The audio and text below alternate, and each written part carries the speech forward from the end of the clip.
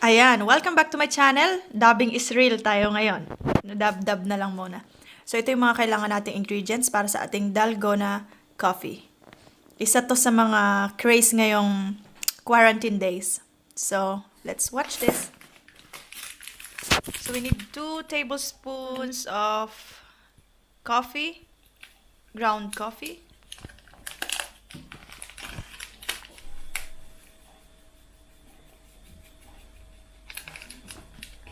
Add 2 tablespoons of sugar. Ayan. Pwede rin namang 1 lang, pero ang ratio daw is 1:1. Pero medyo matamis nga pag ganito. 2 tablespoon. And then another 2 tablespoon of hot water. Make sure na hot water siya para mabilis ma-dissolve yung ating powder, mixture. Ayan. Paghalu-haluin lahat ng ingredients, ito yung pinaka-highlight ng ating dalgona coffee. Kailangan mabate siya ng mabating-bate. Bating-bate. At dahil dyan, meron akong import na taga-bate. Ganyan. Just watch and learn.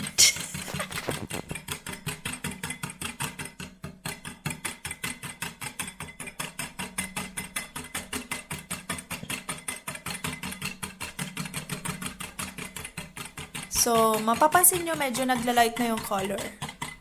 Ayan. Yung ating mixture. Ibig sabihin, naghahalo-halo na talaga ang ating mga ingredients. Kailangang batihin ito hanggang mag-foamy ang ating froth. At sigurado ako, after you drink this, kayo ay fororot, walay. Sa parte na ito, ipapas forward ko na at baka kayo naiinip para mabilis. So, ayan.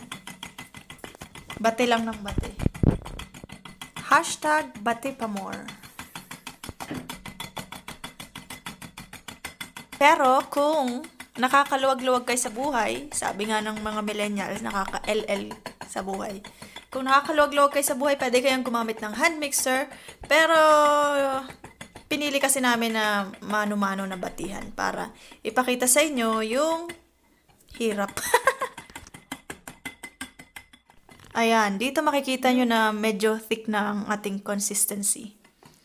Medyo mahirap na siyang batihin.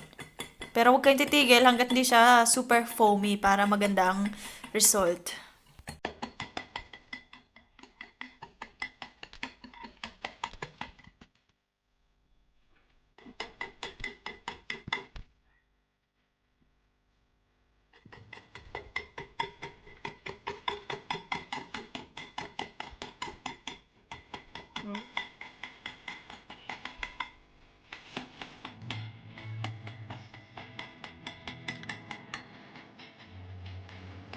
Ayan, close up muna tayo para feel na feel nyo dyan sa mga bahay niyo.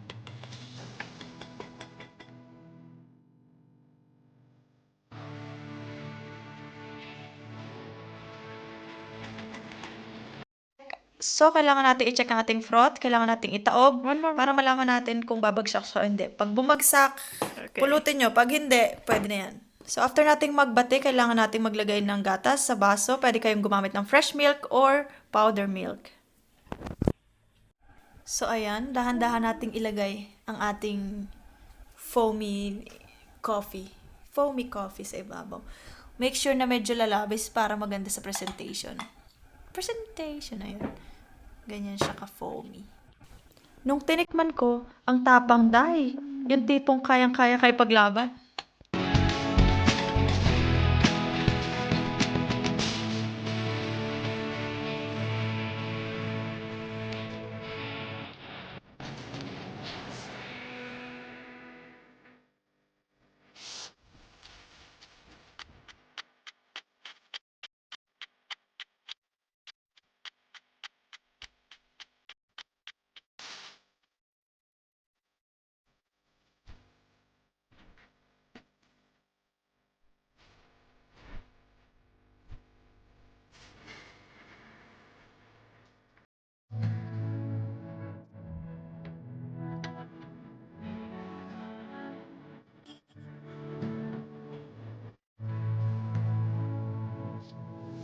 So, taste test tayo. So, hinalo kong mabuti yung milk sa coffee, sa foamy coffee, kasi para hindi siya ganun kapait.